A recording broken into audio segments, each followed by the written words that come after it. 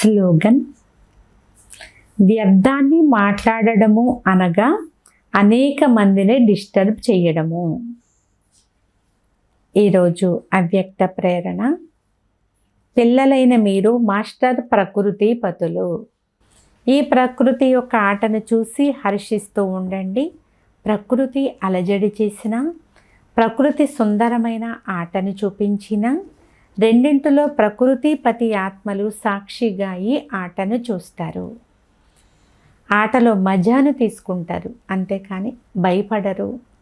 కనుక బాబ్దాదా తపస్సు ద్వారా సాక్షితనపు స్థితి అనే ఆసనం పైన అచంచలంగా స్థిరముగా స్థితమై ఉండే విశేషమైనటువంటి అభ్యాసాన్ని మనందరి చేత చేయిస్తూ ఉన్నారు. అచ్చా. ఓం శాంతి.